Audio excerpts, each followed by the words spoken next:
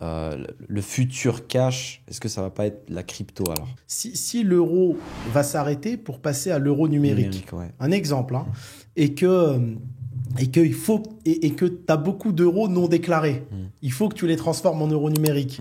Cet argent-là, il faudra le mettre dans des canaux qui vont te permettre de blanchir. En réalité, on parle de blanchiment d'argent. Là. Et ben, en fait, en réalité, ça va être peut-être le Bitcoin et l'immobilier toujours. Je veux dire, je sais pas, qu'est-ce qui se passe? Moi, je vois autour de moi. Après, je vais pas donner de détails, mais j'en vois.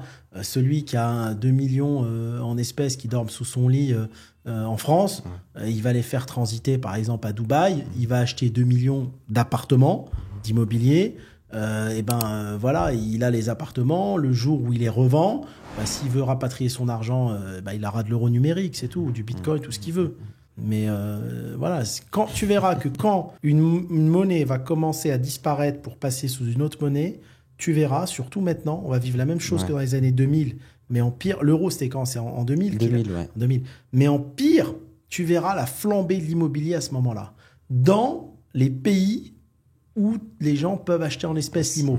On le voit ici.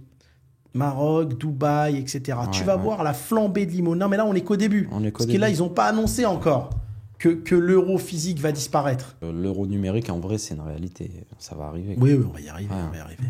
Parce qu'il parlait de 2025, fin 2025, à commencer vraiment à le mettre en place, la BCE. Et même, ils font énormément de travaux.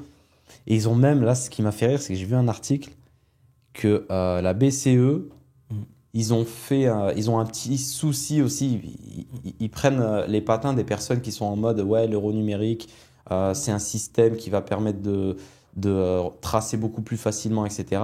Ils ont mis un petit truc, on va vous confidentialiser votre argent numérique, comme ça va être un peu comme du cash et tout. Donc ils essayent de faire passer un petit peu la pilule. Mais ça va être un contrôle absolu. Après, il y a toujours des failles, et il y aura toujours des failles. Depuis le début de l'humanité, il y a toujours eu des failles. Si tu parles de la France, on en parle. Je veux dire, à un moment, ils vont te mettre des radars partout. Je te donne un exemple, tout bête. Ok, les anti-radars, c'est interdit. Parce que, c'est interdit.